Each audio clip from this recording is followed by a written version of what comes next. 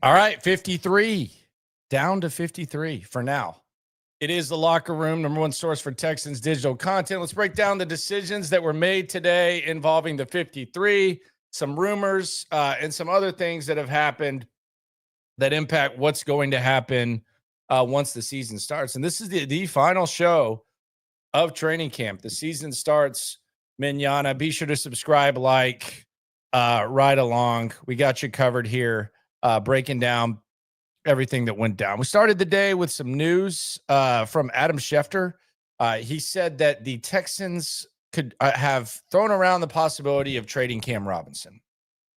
My question there is very simple. Well, what's the point?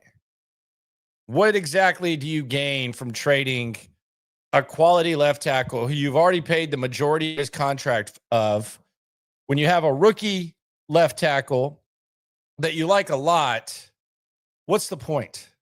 I don't think people are going to be starving to bring in Cam Robinson. This isn't, Laramie Tunsil back in 2019. This is Cam Robinson. What are you going to get for Cam Robinson? Furthermore, if you're one play away from putting out a left tackle that you don't trust, what exactly are you accomplishing? Like, we've heard all about the importance of the offensive line. You did a good job in signing Cam Robinson, and then you did a good job in bringing in Ariante Ursary. And I don't think Cam Robinson would have signed here had he thought that he was going to have to compete for the gig. And quite frankly, that's not what he was going to do early on. And that didn't seem to be the plan. The plan was for him to be the left tackle, but he got hurt. They got to look at Ariante Ursary. And now you have a hell of a backup left tackle. And trading him, I think, would be borderline incompetence for the Texans to do at this point. You've got to keep Cam Robinson around, whether he's disgruntled or not. It doesn't matter. You got to get him on board, and you got to figure it out, because you have a really, really good left tackle situation on an offensive line that's already shaky. So I'm not trading Cam Robinson. I don't understand the point of that. I do know there's some teams, including Chicago, that are a little bit desperate, but how desperate and what would the price be? There's no reason to trade Cam Robinson for like a day 3 pick. Absolutely no reason. Speaking of day 3 picks, Texans traded Austin Deculus to the Chargers for a conditional 7th rounder. I don't know if this is in 26, 27. I think it's a couple years. It's about as low of a draft pick as you can possibly get. Austin Deculus, who it's getting some second team reps, actually. I think he even got a few first team reps this camp. He goes to the Los Angeles Chargers for a 7th rounder. I'll be honest. I asked this question with Cody Stutes earlier today on SNL. Is Austin Deculus better than Blake Fisher right now? Like, who do you feel better about blocking in an actual game? Is it Austin Deculus or is it Blake Fisher?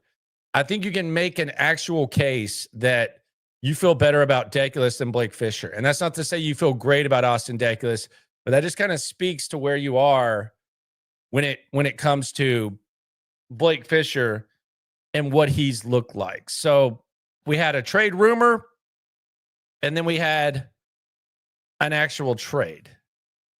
Then we had Jimmy Ward placed on the commissioner exempt list, which it's a good thing for him. It's a good thing for him, and the Texans don't have to make a decision about Jimmy Ward. Now, there could be less than a week till clarity. I think that might have had something to do with how he ended up on this list.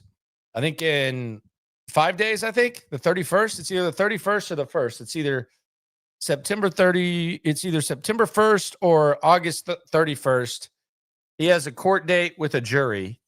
Now, his representation has been pretty consistent through Aaron Wilson over there at KPRC that he will be cleared. I think they said they're expecting a no bill. I don't know how that impacts their decision. But the other thing about Jimmy Ward that needs to be mentioned is I don't think he's healthy and ready to play. So what happens to him after he gets off the commissioner exempt list or whatever, that's TBD. I don't know that they keep him on there for the civil thing, since it is kind of connected to the criminal thing. That makes sense. Like with Deshaun Watson, you had 30, 40. Hell, I lost count. I lost count after 5, to be honest with you. But you had a bunch of stuff going on there with Jimmy Ward it's directly connected and it's the same incident. So maybe they're able to figure that out. I don't really know, but him being placed on the commissioner exempt list, I think that's something that he's probably very, very pleased with. As far as being on injured reserve, Danico Autry starts out on injured reserve. He's going to have to miss at least 4 weeks. So will we see Danico Autry? Who knows? He gets to hang around a little bit. And Joe Mixon's on the NFI. And what that means is he has to miss at least 4 weeks as well. Now, we've learned just because it's 4 weeks doesn't mean they're back immediately. And the Joe Mixon stuff is starting to get a little bit crazy to the point where the top national media types are kind of a little bit confused and perplexed by the manner in which Nick Caserio and D'Amico Ryans handle injuries. It's not just a local thing anymore. The national guys are kind of making note of how weird they are about these things. Fortunately, Nick Caserio will speak in a matter of about 10 hours. He's going to speak at 9 a.m. I'll be on the scene, and hopefully we'll get at least just some on-record comments about Joe Mixon. If he wants to chase his tail and look silly, even sillier than they already have, so be it. But I think it's time for Nick Caserio to at least talk about the Joe Mixon thing now that the NFL has forced them to give some sort of clarity. They might drag this on. We might be in another Christian Harris situation where he'll be back when he gets back, and then next thing you know, he's missed a large chunk of the season. The other thing from a Joe Mixon perspective is I don't know that if I have a foot injury, I really want to force anything late in the season. So from his personal perspective, you got to wonder too. And they also have him on a list where they might not have to pay him all his money. So I'm not saying it's going to get ugly, but it has the potential to get ugly because I could see if they decided that they wanted to, take Mixon off that list or whatever and get some money back, I could see Joe Mixon getting pretty pissed. I just could easily see that. So we'll look at some of the controversial moves that they made. We'll also go position by position, talk about what maybe they should have done differently. But one of the big moves right after the Robinson report by Schefter was they got rid of Trent Brown. Now, there's thought that Trent Brown will re-sign with the practice squad. And because he's a vet, he automatically becomes a free agent. If you've played over 4 years, once you're released, you're automatically a free agent. I don't connect Trent Brown and Cam Robinson. Trent Brown's days of playing left tackle are long gone. He's a right tackle. That's what they were going to use him at in Cincinnati. He's had the injury. Trent Brown is a right tackle at this point. And quite frankly, you don't know what he's going to look like when he comes back. So you probably don't want him one play away from blocking the blind side for CJ Stroud. So Trent Brown right now with this team, what they look at him at is a right tackle. And if he is able to come back, it's probably a better option than Blake Fisher. You could probably cut the leg off and it's a better option than Blake Fisher at this point. But they released Trent Brown. He's probably going to rehab. He's going to be on the practice squad. And then who knows what it looks like when he comes back. We thought there was going to be a battle to make the roster between Arthur Maulet and Miles Bryant. And when you go back to camp, both of these guys started out in the line with Jalen Petrie warming up at nickel. And Bryant actually had a really good week, specifically when Petrie was out. And then he started playing a little bit more safety. Maulet, after Miles Bryant went to safety, was the only guy in the Petrie line. And you thought maybe these guys were battling for a spot. I think what's happened here, because both of these guys got released, I think what's happened here is the Texans are way deeper and more athletic at linebacker to where Jalen Petrie is more of a luxury than a representation of the scheme that they're going to run. There's two guys on the roster that can perhaps do what Jalen Petrie does. I don't think Jalen Reed's going to be ready to do that. I think they look at him more as a traditional safety, and he looked good at traditional safety in camp. And then Jimmy Ward's really good at it. He did a good job as recent as last year, but there's a lot. It's kind of out of their hands right now with the previously mentioned commissioner exempt list. So that's the one guy. So maybe they anticipated that Jimmy Ward could come back and help. But outside of that, I think if Jalen Petrie gets hurt again this year, I don't think they're going to try to replace him and play that type of defense unless Jimmy Ward is on the roster. I think you're going to see some Christian Harris. You're going to see some Jamal Hill. And you're going to see them use their athletic linebackers because they've definitely got more athletic and they've definitely gotten deeper at linebacker. And who knows, if Christian Harris doesn't get hurt, maybe we don't see as much of Petrie last year and we don't see him flourish into something that they value. Another guy that got released, he was an early camp hero. He just ran out of gas, and quite frankly, the numbers just weren't in his favor. What happened to that boy? Pour one out for the Bird, man. Solomon Byrd released. I could see them wanting to bring him back on the practice squad. Now he has to clear waivers. So the waiver order is the draft order, and the deadline for waivers is tomorrow at 11 a.m. That's when we should get the news. So if a team decides that they want to claim Solomon Byrd, there's a lot. There's 24 ahead of the Texans, and you're not limited to just one. You can claim as many people as you want. It's an interesting setup. Solomon Byrd will be an interesting one to see if it happens. Another one, we thought maybe they would keep a fullback. The big German, not Jacob Johnson, he gets released. So they're not keeping a fullback. Matter of fact, they're not even keeping 3 tight ends. So this wasn't like a situation where Irv Smith, who was put on IR, or Harrison Bryant, they liked him better at tight end, and they just didn't like Jacob Johnson, as potentially the 3rd tight end and fullback. They didn't keep a fullback, and they didn't even keep 3 tight ends. And I think what's going to happen here is, and this is something we've been all over, I think they're going to be using 2 slot receivers and multiple slots, almost as like de facto multiple tight end sets, kind of like what New England did when they went from the 2 tight end set to using 2 slots heavy to using 2 tight ends to using 2 slots. It was Edelman and Amendola, or it was Welker and Edelman.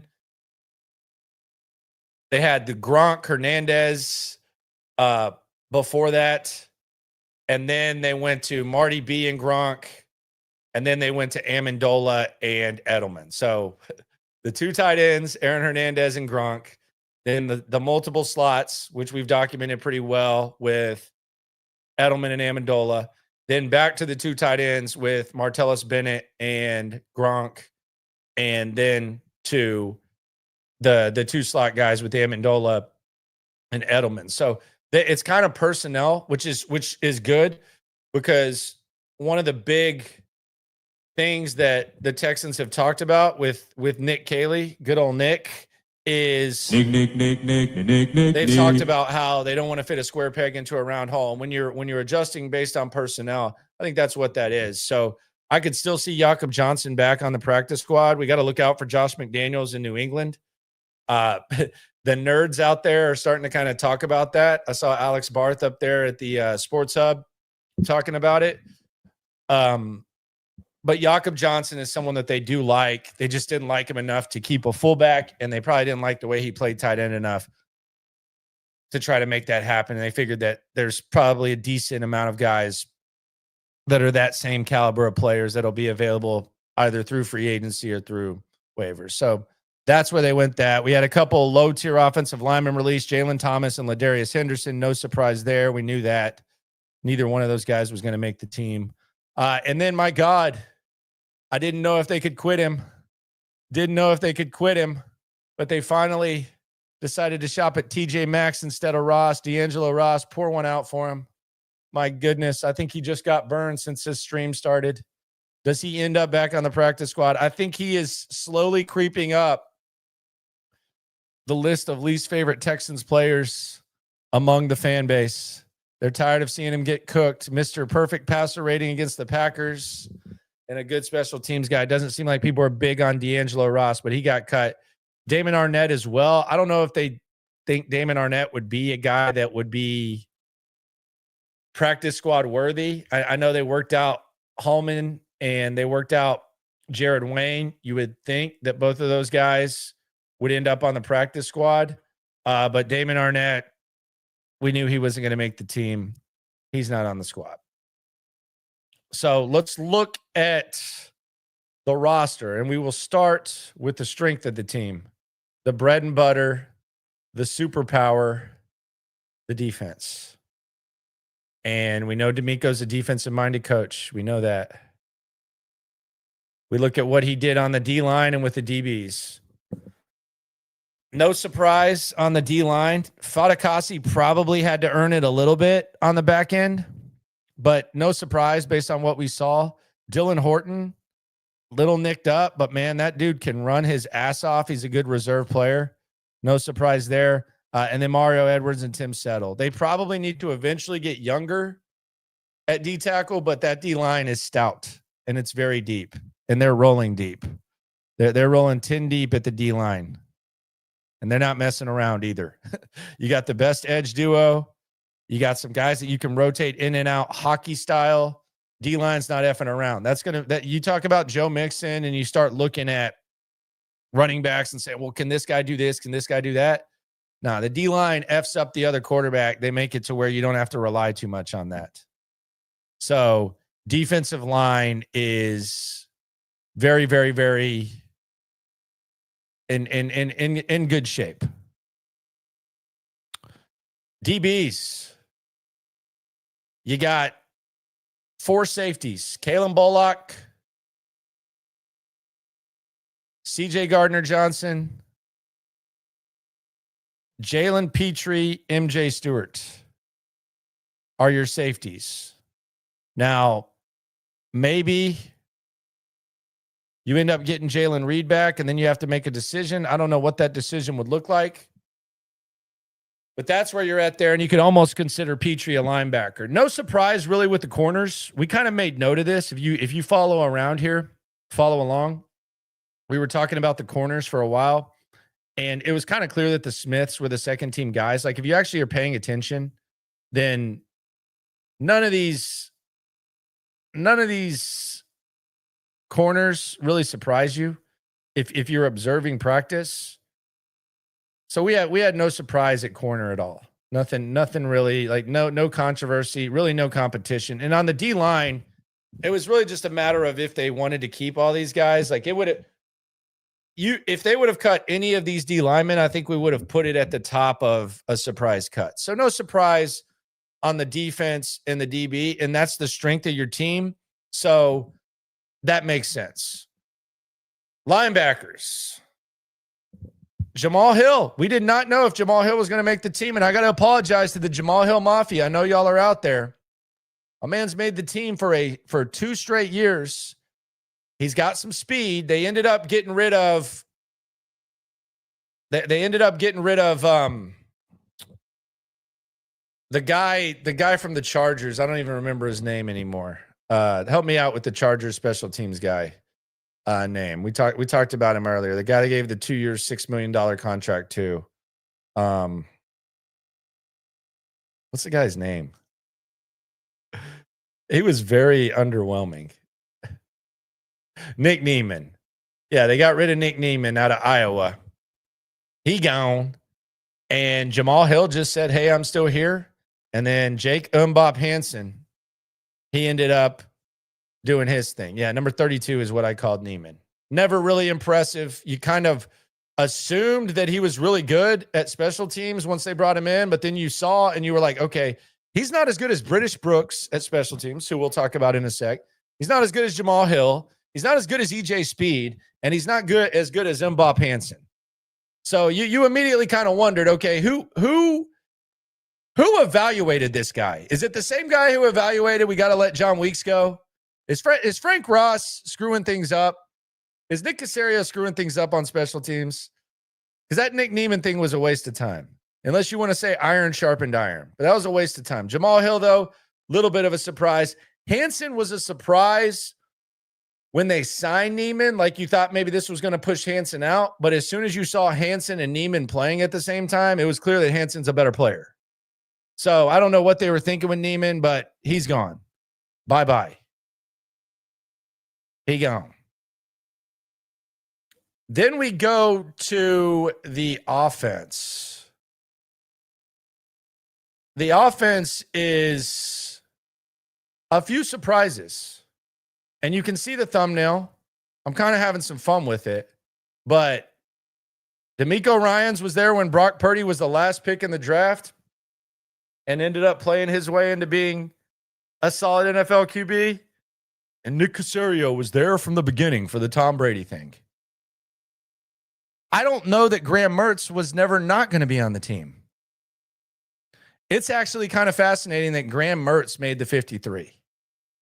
Now, maybe they just assumed that because it's quarterback and because he did what he did in that preseason game, that they were going to, that they could perhaps lose Graham Mertz. I find that crazy. But they love Graham Mertz. They drafted Graham Mertz in the 6th round, much to the dismay of many. He looked terrible in his first game back from a torn ACL, one of the worst preseason performances that we'll ever see. And then I'll be damned, he has a nice little first half in preseason game 3, and Graham Mertz is on the 53. Maybe they think they can sneak someone back to the practice squad, but I'm kind of fascinated by it. I don't know what they see, but they obviously see something. And I'll be honest, he did look good the other day, but it felt like he was going to be on the team no matter what at this point. Then we go to the tight ends, Dalton Schultz, Cade Stover. We knew they were going to be on the team. We wondered if they would keep a third.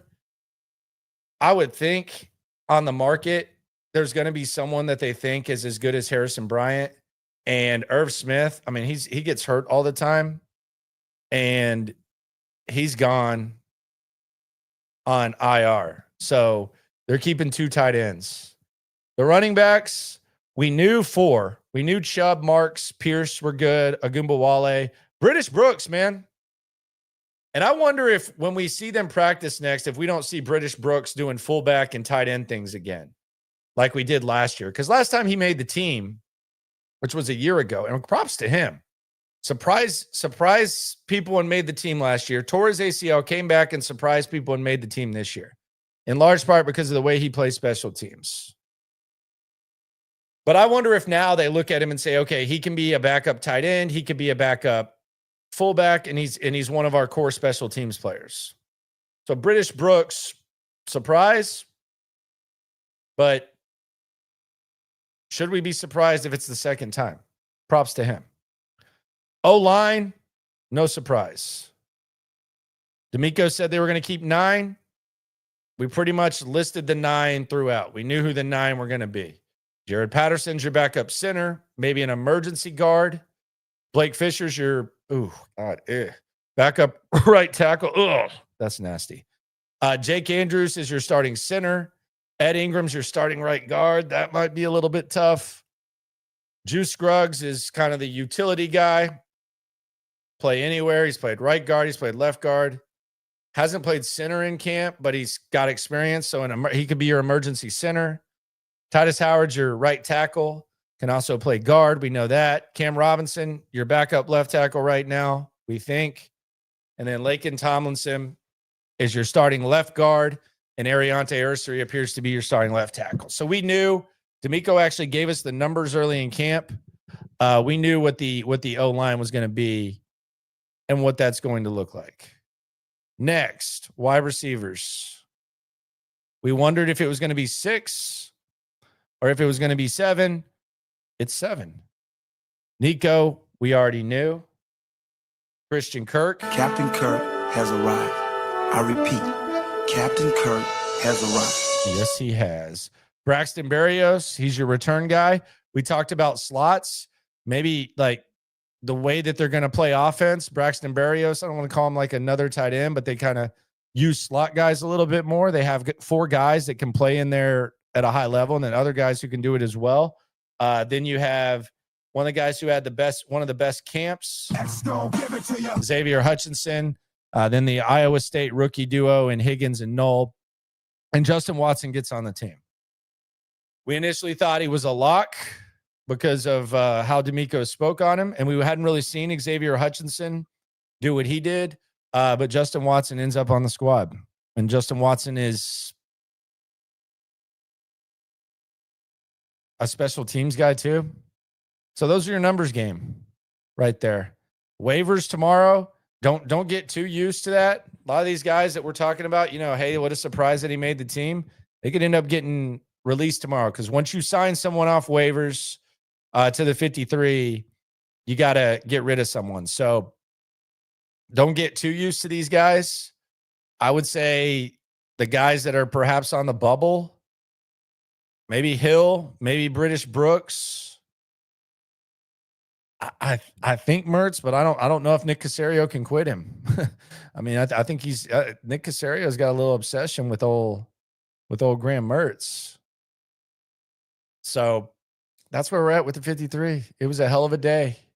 It was an active day. We got Caserio speaking tomorrow, and my biggest takeaway is that the defense is stout. Like there's no controversy on the defense. We're not saying anything about that.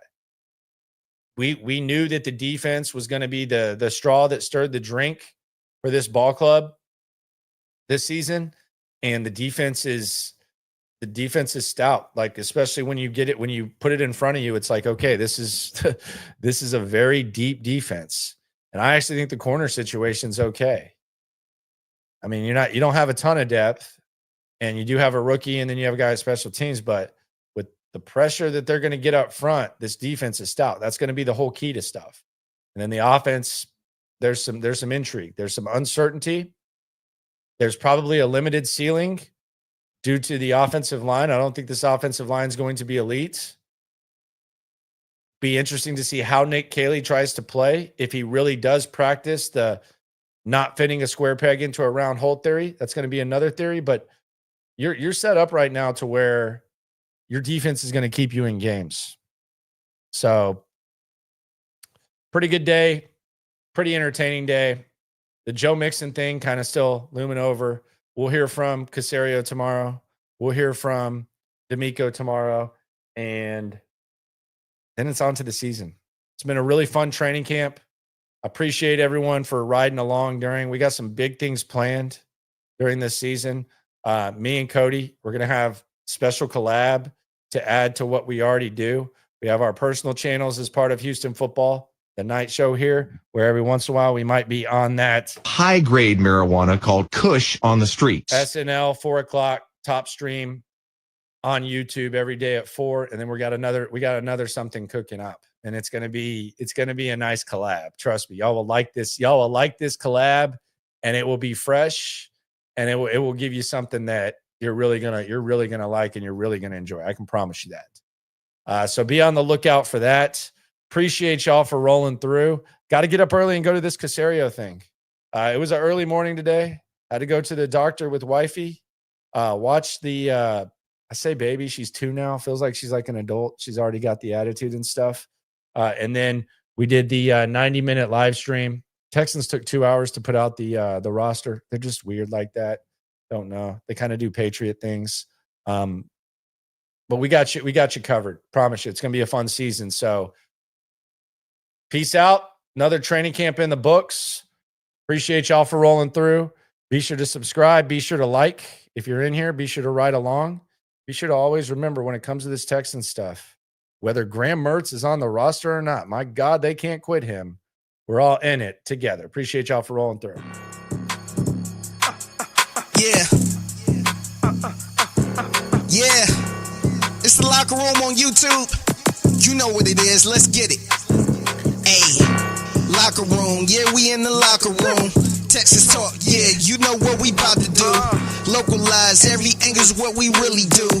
We the source. We the pulse of the city too.